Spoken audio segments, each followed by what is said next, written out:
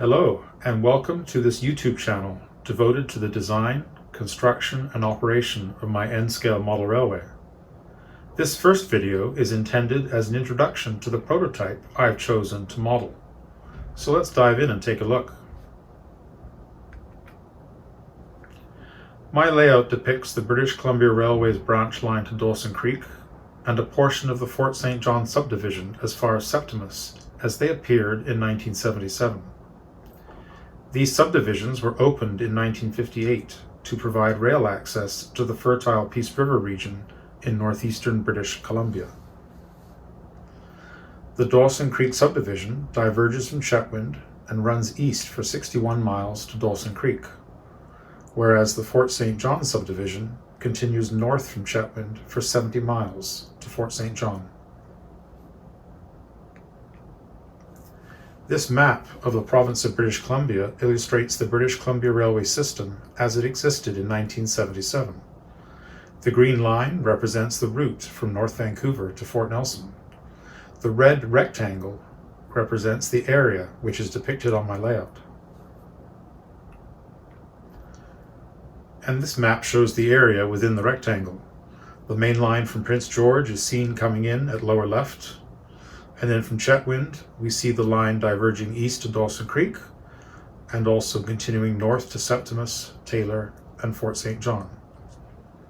The towns of Taylor and Fort St. John are not depicted on my layout, but they figure prominently in the north-south traffic from and to Chetwynd. I selected various scenes for either their operational interest or scenic interest to include on the layout. These include the following: Chetwynd Yard, which was the center of operations for this portion of the railway; Sundance Siding, a place for trains to pass on the Dawson Sub; the Highway 97 overpass and the Pine River Bridge for their scenic interest; Trombley Siding, another place for trains to meet, and there was also a grain elevator there; the Kiskatinaw River Bridge, again for scenic interest; and Dawson Creek, which is terminus of the branch line with numerous industries to be switched there. And then on the Fort St. John subdivision, I wanted to include Septimus Siding, where northbound and southbound trains met to exchange tonnage.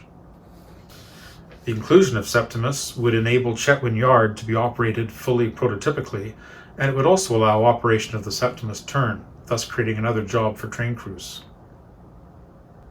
Let's take a look at what these locations look like. This diagram from the railway's condensed profile of 1980 illustrates the layout of Chetwynd Yard with its classification tracks, the depot, and ramp tracks.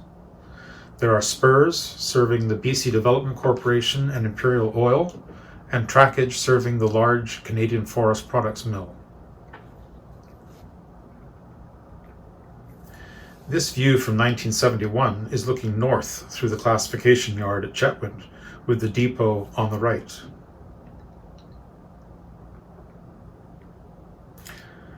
And this view is looking in the opposite direction. We can see the Canadian Forest Products mill ahead in the distance, and also the shop track and repair track to the right.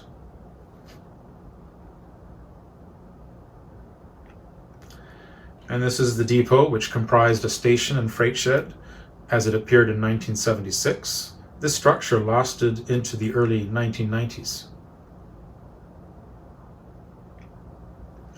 This is a closer view of the shop track, which was served by a mechanical building, a fuel pump house, and 2 vertical fuel oil tanks. On the Dawson Creek subdivision, this is Sundance Siding, as it appeared in 2009. We are looking at the east switch, and we are looking back towards Chetwynd.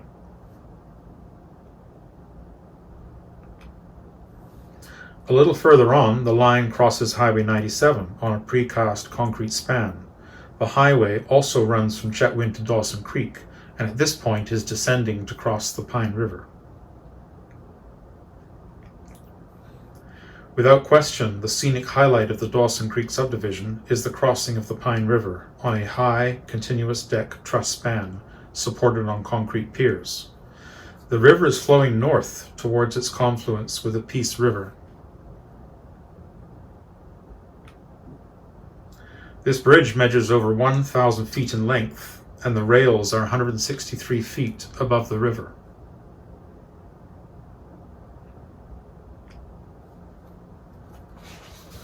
Trombley Siding takes its name from a nearby pioneer settlement, and it offers another place for trains to pass on this line. It also serves a grain elevator for local farmers. And this is looking in the opposite direction, back towards Chetwynd. We can see the fertilizer shed as well as the grain elevator, which takes its name from the nearby unincorporated community of Groundbirch.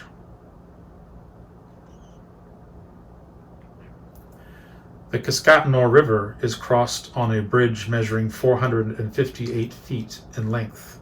This comprises a 150-foot deck howe truss span and frame trestle approaches. This structure continues in service today and is a wonderful opportunity to model a wooden bridge.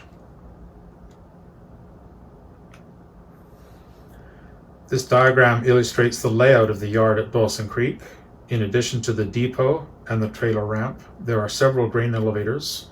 There is Peace River Line and the Northwood Wood Preservers Mill. These photographs were taken at Dawson Creek in 1974. The upper view is looking toward the Northwest Wood Preservers Mill. This was basically a stud mill, but it also shipped out preserved wood products such as poles, ties, and bridge timbers.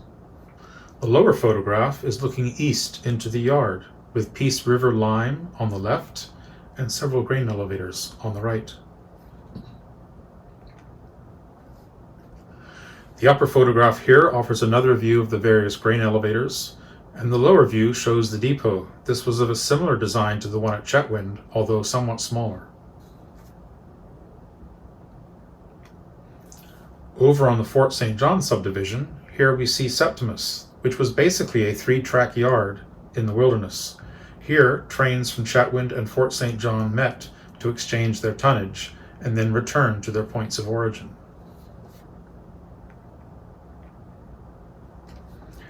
During the 1970s, the Dawson Creek subdivision saw trains 3 days a week, and these usually averaged 12 to 15 cars.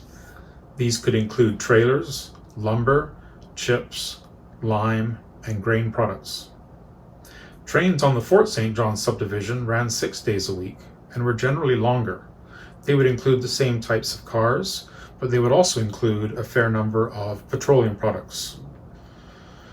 There were also numerous work trains during this time as the railway sought to upgrade the lines for heavier traffic. I am hoping to model the fall scene in this region, when the aspen trees are turning a golden yellow and the grain rush provides additional switching and traffic. Let's now look at some of these trains and photographs and what a typical operating session might look like. The session begins with arrival of the Vancouver Peace Freight from Prince George into Chetwynd. This train is seen crossing Highway 97 as it is about to enter the yard at Chetwynd.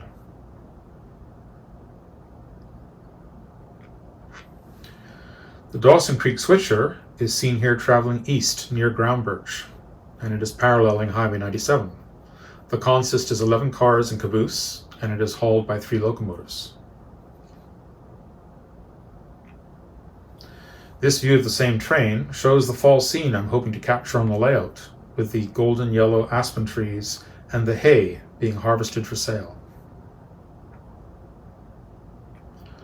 Upon arrival at Dawson Creek, the train will switch to local industries and then return to Chetwynd.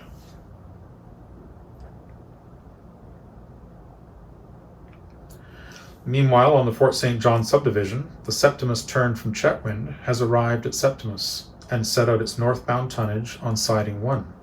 The locomotives are now sitting on the main track. The photograph was taken from the train arriving from Fort St. John, which will pull into Siding 2 to drop its southbound tonnage. After the 2 trains have completed their runarounds and pickups, they will return to their points of origin. At the end of the day, the Peace Vancouver train will depart Chetwynd for Prince George with cars from Dawson Creek, Taylor, Fort St. John, and Fort Nelson. As you can see, this region has a lot to offer in terms of modeling potential, operational potential with many interesting scenic elements as well as operational activities. I wish to thank the photographers whose images have been invaluable in researching, designing, and building my layout, some of which have appeared in this presentation. I hope that you've enjoyed this introductory look at modeling the Peace River region on the British Columbia Railway. If you have, I invite you to like and subscribe to this channel, and also to visit my website at www.bcrdawsonsub.ca. Thank you for watching, and I hope to share future video presentations with you soon. Until then, peace be with you.